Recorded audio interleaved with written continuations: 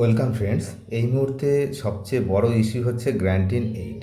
Grant in aid Kolkata পুরসভার আওতায় অবসরপ্রাপ্ত কর্মীরা পাবেন বকেয়া দিয়ে।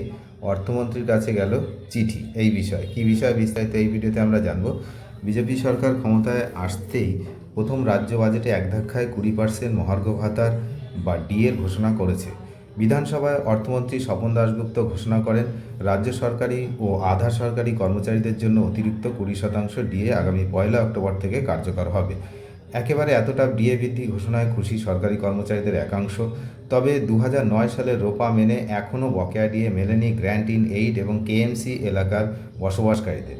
সেই নিয়ে এবার অর্থমন্ত্রীর দৃষ্টি আকর্ষণ কিন্তু করা হয়েছে। তো বকেয়া ডিএ চেয়ে সরকারকে চিঠি দেওয়া হয়েছে। পঞ্চম পে কমিশনের বকেয়া ডিএ মামলায় সুপ্রিম কোর্ট বকেয়া মেটানোর নির্দেশ দিয়েছিল। তৎকালীন সরকারের আমলে ধাপে ধাপে সেই টাকা মেটানোর প্রক্রিয়া শুরু হয়েছিল, মানে বিগত সরকারের আমলে। নতুন সরকার ক্ষমতায় আসার পরই বকেয়া মহার্ঘ ভাতা ধাপে ধাপে মেটানোর প্রক্রিয়া চলছে। তবে কলকাতা পুরসভার আওতায় অবসরপ্রাপ্ত কর্মী সহ গ্র্যান্ট ইন এইড কর্মীরা এখনও বকেয়ার মুখ দেখেননি। সেই নিয়েই এবার অর্থমন্ত্রীর দৃষ্টি আকর্ষণ করল confederation of state government employees. এই বিষয়ে মাননীয় নয়া অর্থমন্ত্রীর কাছে ইমেল করেছেন তিনি। কনফেডারেশন অফ স্টেট গভর্নমেন্ট এমপ্লয়িজের সাধারণ সম্পাদক মলয় মুখোপাধ্যায় তিনি কিন্তু ইমেল করেছেন অর্থমন্ত্রীকে। তিনি লেখেন, গত 5ই ফেব্রুয়ারি 2026 সর্বোচ্চ আদালত মারফত ডিএ মামলার রায় প্রকাশিত হয়েছে।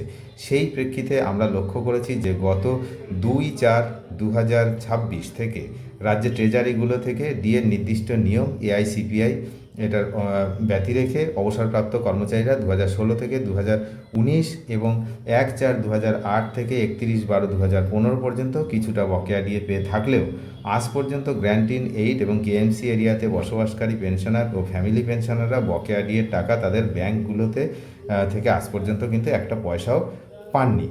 তো তিনি লেখেন, 9/4/2026 এজি বেঙ্গল তাদের এক বিজ্ঞপ্তি জানিয়েছিলেন যে তাদের সাথে রাজ্য সরকারের অর্থ দপ্তরের আধিকারিক এবং কলকাতা রাষ্ট্রায়ত্ত ব্যাংকের আধিকারিকদের সভায় সিদ্ধান্ত হয়েছে যে ব্যাংকগুলোর পেনশন প্রসেসিং ব্রাঞ্চ 2016 থেকে 2019 সমস্ত পেনশনার ফ্যামিলি পেনশনারদের ডেটা সেগুলো রাজ্য সরকারের অর্থ দপ্তরকে দেবে এবং সরকার বিভিন্ন সরকারি দপ্তরের পেনশন ডিডিওর মাধ্যমে সেই তথ্য যাচাই করে এজি বেঙ্গলকে পাঠালে তারা সমস্ত ব্যাংককে পেমেন্ট অর্ডার ইস্যু করবে।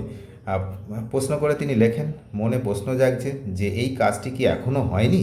বহুদিন অতিবাহিত, তথাপি কেন আজ পর্যন্ত তা হচ্ছে না? আমাদের তা বোধগম্য হচ্ছে না। মাননীয় অর্থমন্ত্রী, আপনার কাছে আমাদের বিনীত আবেদন, অতি দ্রুত এই সমস্যার সমাধান করার অনুরোধ রইল।